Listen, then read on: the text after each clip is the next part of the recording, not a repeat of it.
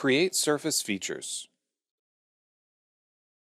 In this video, we'll use direct modeling tools to remove geometry, create a revolved surface, and use patch. In Fusion 360, we want to get started with the supplied dataset, Basic Surface Creation. In this design, we have a single sketch and a single revolved solid body. But if we take a look at the sketch, we'll note that there are two closed profile regions. This means that we can reuse the sketch for further geometry creation, such as a new solid or a surface.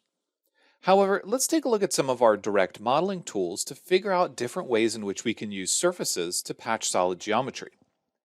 The first thing that I want to note is in the Modify menu, we have a tool called Delete. This tool behaves differently depending on whether or not we're in the Solid or the Surface tool tab. If we're in the Solid tool tab and we say select these two inside faces, go to Modify and press Delete, it'll automatically patch it and it'll patch the surrounding geometry. But note that it carries the curvature over and it wraps into the cylinder.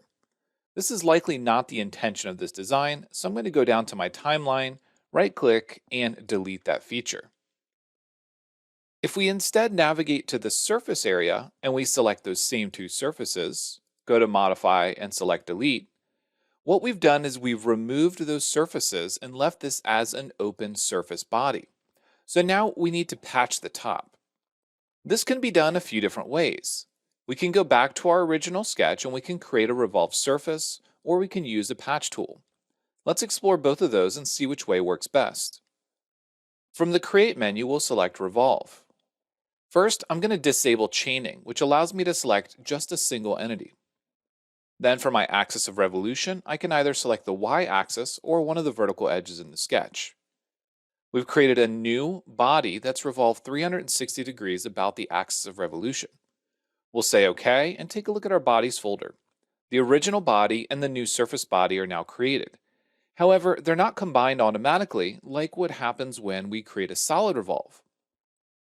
In order to combine the two, we need to use a tool called Stitch. But before we do that, let's take a look at another tool that can also work. We have a tool called Patch. When we select Patch, we can select a closed boundary, and we can use the curvature of the surrounding edge to drive the new shape. By default, it's set to Connected, but if we use this drop-down arrow, we can set it to Tangent or Curvature. These will change based on the curvature of the selected edge. Tangent will simply take the curvature at the edge and carry it out, but curvature will also take a look at the change in curvature approaching that edge. We also have some additional controls for the weight of that curvature. For example, if we set this to curvature and we increase the weight from a default of 0.5 to 2.5, we'll notice that there is a slight change in the curvature and you can see it wrinkling up at the edges. In our case, what we'd want to do in this one is select Connected and create a flat patch on top. Note that there are some other options, such as New Body or New Component, and we'll be talking about bodies and components in a future video. We also have an Analysis tab that lets us take a look at zebra stripes, a curvature map, or ISO curves. These can be handy tools, especially if we're taking a look at tangency or curvature, to make sure that we understand the implications of any geometry settings that we may make. Again, in our case, we're going to be looking at using the connected type, which is G0 or contact only.